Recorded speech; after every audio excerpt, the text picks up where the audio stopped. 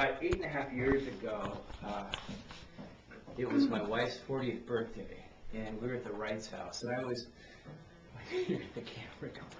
And I think I was hanging out by the barbecue and smoking little cigars with guys, and next thing I know, Linda's like, "You didn't do a toast for my 40th," and it's like, oh my God, I forgot, sorry. So 8.5 years later, I have a toast for my wife. So Linda has a quote about friendship, and her favorite quote is from Henry Ford. And Henry Ford's quote was, or is, excuse me, "My best friend is the one who brings out the best in me."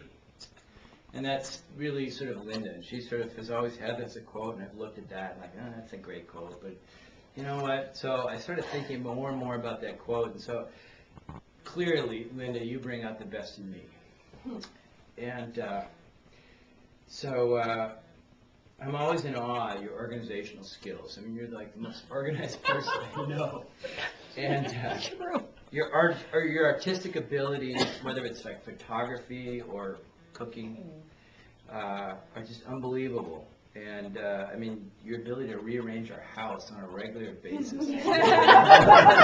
mean, this is our living room, but yet it's now our dining room. But I like it this way. And we need like another chandelier right here.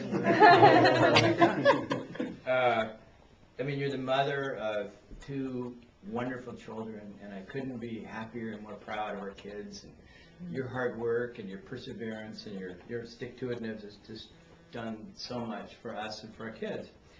And you know, we aptly named you Mrs. Tittlemouse. And I don't know if you guys have read Beatrice Potter, but Mrs. Tittlemouse is this Tittlemouse has like a little larder, and this toad comes and messes things up, and she has to like clean up the house. And it's just a great story. So I highly recommend Beatrice Potter and Mrs. Tittlemouse. So Linda is Mrs. Tittlemouse because of her fastidious housekeeping skills. I mean, she keeps this place organized and clean and neat and tidy. But most importantly, thinking of you and myself and our 22.5 years of marriage is adversity. And we have gone through so many things in our lives that have been adverse. And it's really remarkable. So I wonder who that is. But it's just remarkable. You think about the things that we've gone through in 22.5 years. And I was in the restaurant business when I met Linda, and you know, we made so much money. We did so well in Pullman, and then we opened a restaurant in Everett, and it does so well, except in the wintertime.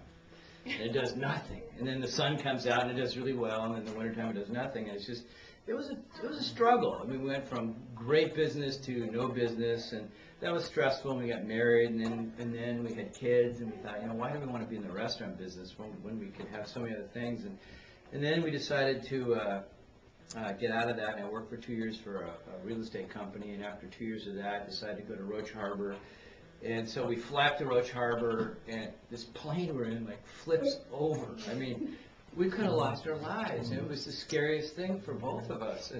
And it was just so stressful. And then I worked for Roach Harbor, and I have 2 bosses, and I say, okay, it's going to be really important that like one of you decides that you're my boss, and so we need to sit down and figure this out. And so Rich Coleman says, I'll be your boss. But in reality, it was Vern Howard who's my boss. It was the toughest thing I ever did in my entire life.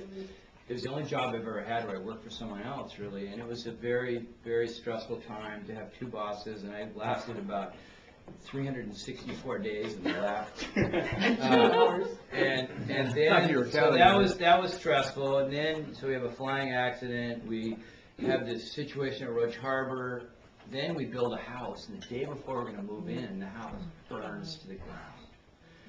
I mean, everything we owned was in that house, with the exception of a painting that's in our family room above the fireplace. That was the only thing that wasn't destroyed. I mean, all the pictures of our kids and the memories of them growing up were just gone. And let's see, then after that, you know, we developed Bellevue Farm, and that's fairly successful. And then my mother gets cancer. And so we decided to move back to Seattle, and we have had a lot of stress. We've had a lot of good times. We've had a lot of stress.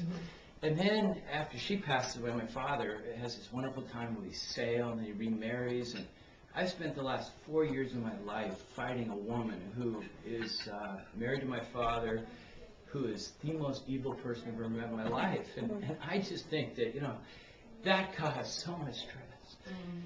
But the bottom line is, Linda, you persevered through so much. And I love you. No. I wasn't going to cry, but now I'm crying.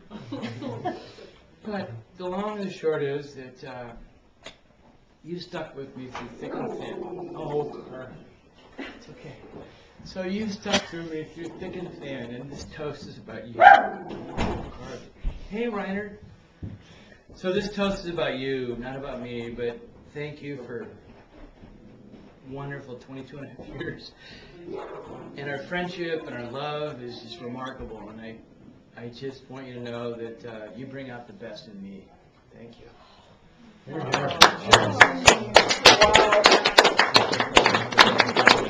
I want to keep Bob, you go next. You're up, Jeff. Okay, so now that was just the toast about Linda. Wow, Brad. Wow. Make us look bad, Brad. Is there more ice cream? Oh, that was so nice.